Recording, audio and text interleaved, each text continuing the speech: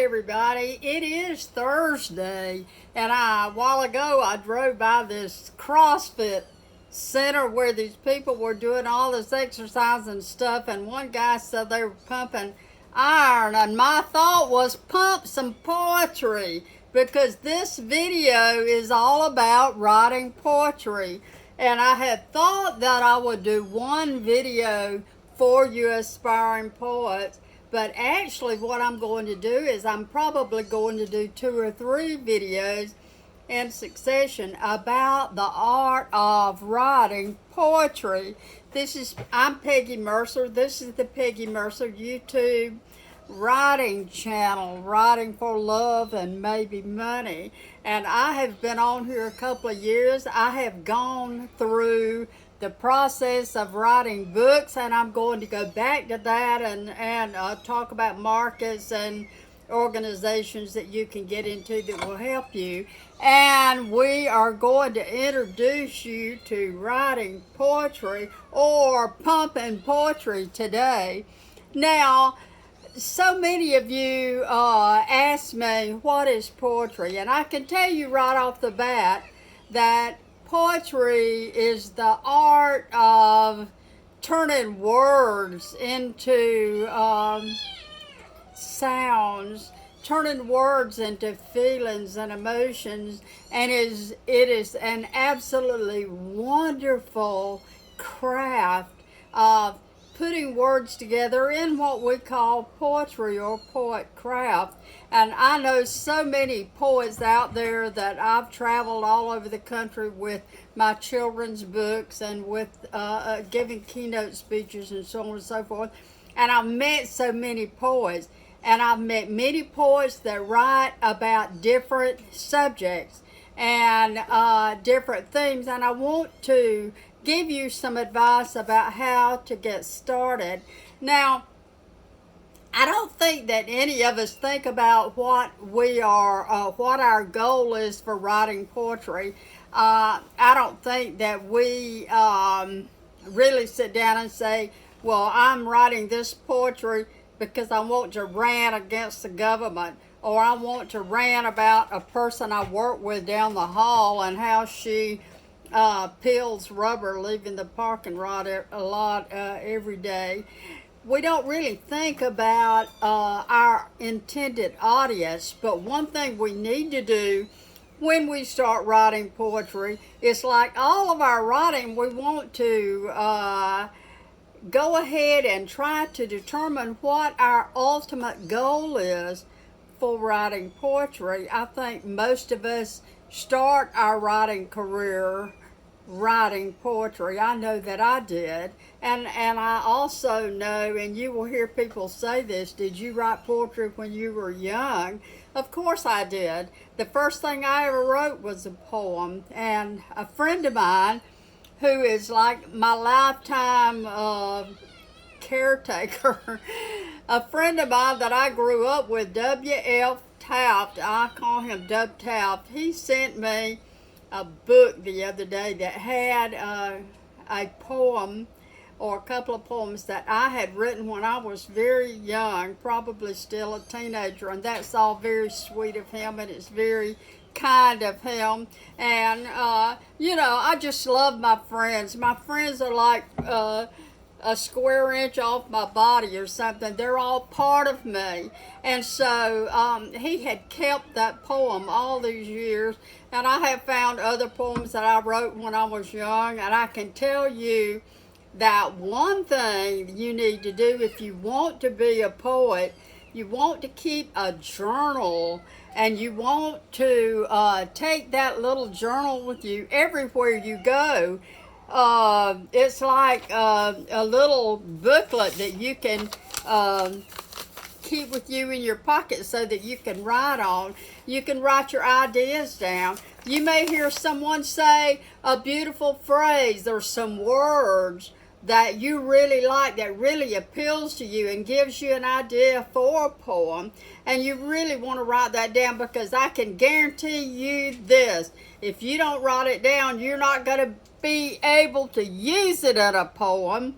someday. And that might be what you might want to do. Beautiful phrases, beautiful words, beautiful scenes out in the forest. If you love the sea, beautiful words that associate the reader with the sea, with the sand, with the foam, and forever. See there we go with a sea poem. Now, so one of the things that you want to do if you're a young aspiring poet, you want to keep a journal. I have written beautiful words that I wanted to later use in poetry down on the napkins. I've written on my hand. I've written on somebody's shirt before.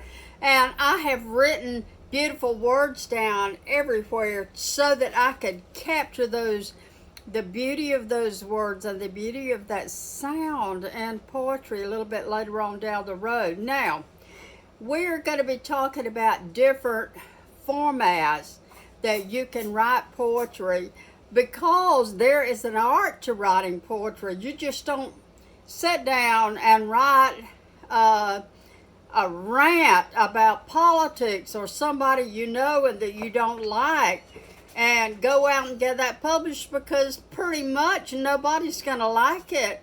And you have to decide, do I want to write my poetry and get my poetry published? That's what we all want to do.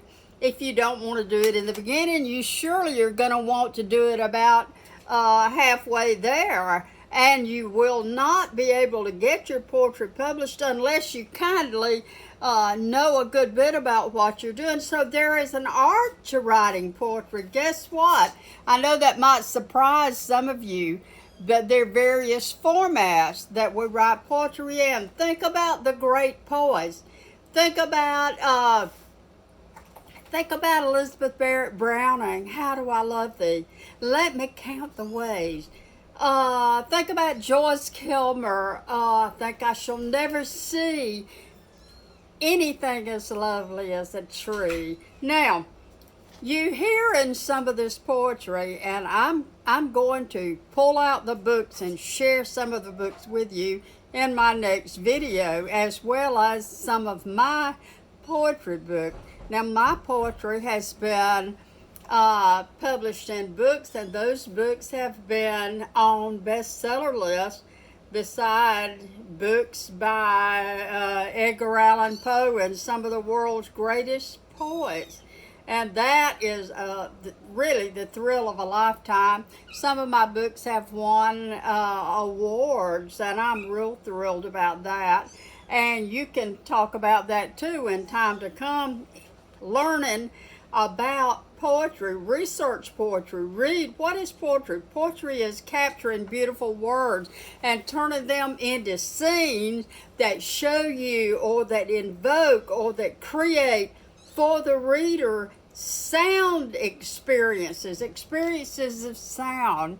And we're going to talk about, as I finish up this particular video, I want to talk to you about word choice. Now, you may write a poem, then it requires polish or work. Then it requires what we call revision. I know that one of my favorite writers, and many of your favorite writers, Mark Twain, said that the difference between a great word and an almost great word is like the difference between a streak of lightning and a lightning bug. So there's a vast difference. You don't want to use words that people have used to death. You don't want to use a word every few sentences, the same word. So you do want to learn about the craft of writing poetry.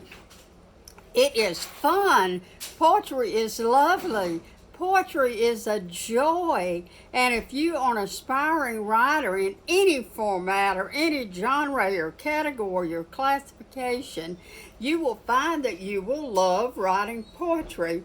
Poetry is like the doorway. It's like the gate that one opens and goes further with his writing and writes other things. Word choice is so valuable that sometimes when you write a poem, you may write the poem down and a little bit later come back to it and say, well, I can use a better word there. I don't want to use a word that's done to death or read to death or used every other poem out there. I want to choose great words for my poetry.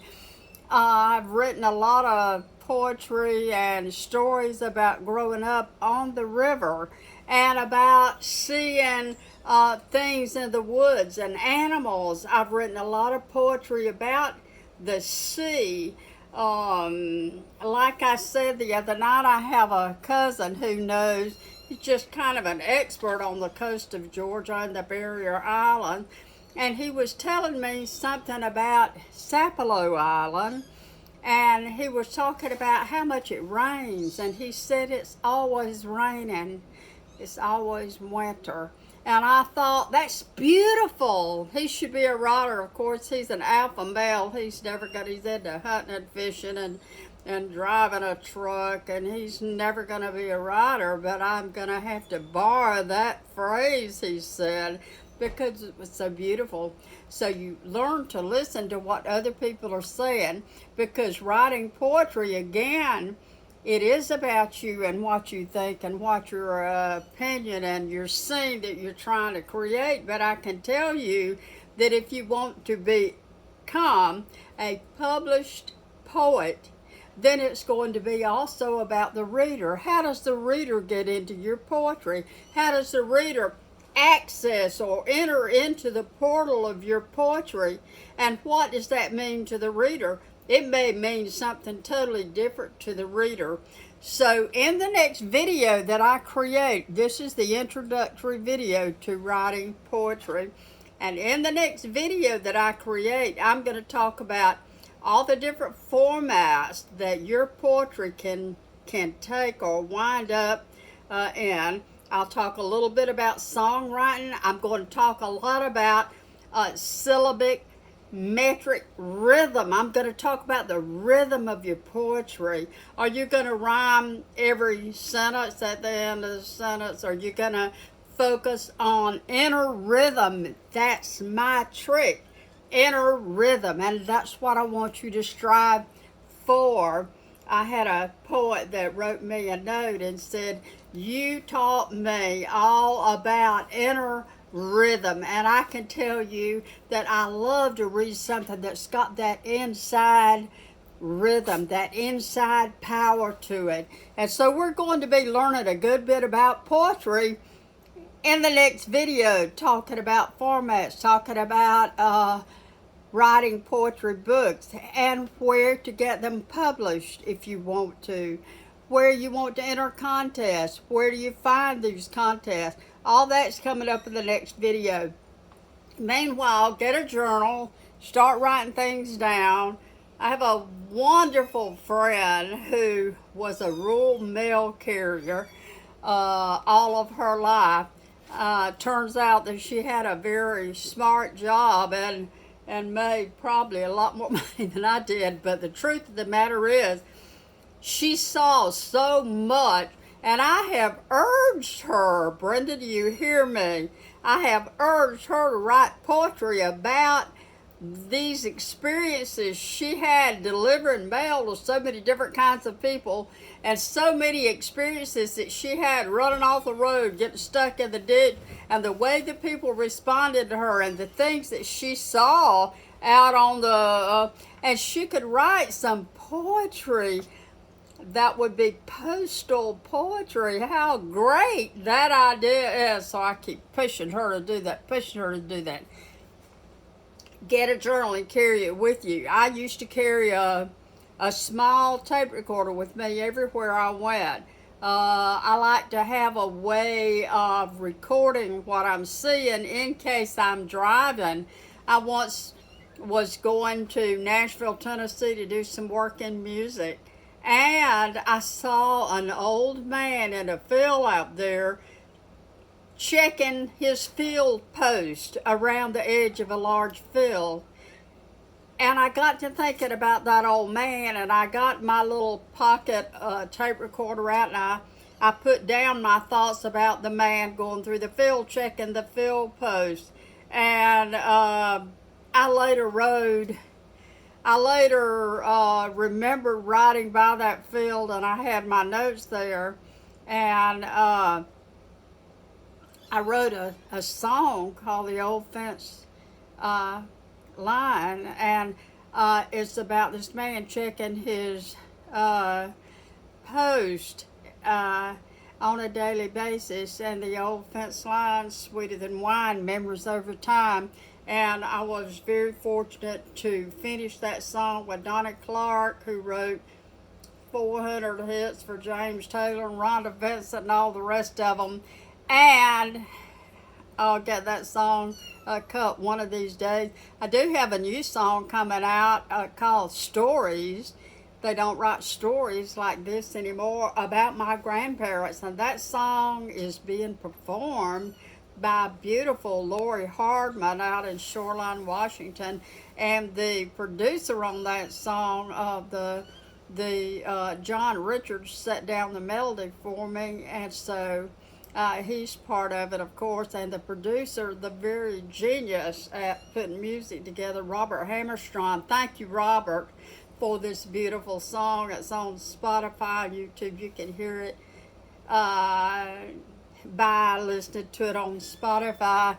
And songwriting has so much use of poetry and strong words and rhythm, and so we're going to talk about that too. So in the next video, I'm going to go through the formats that the greatest poets, Bertolt Brecht, what was his format, and these writers that won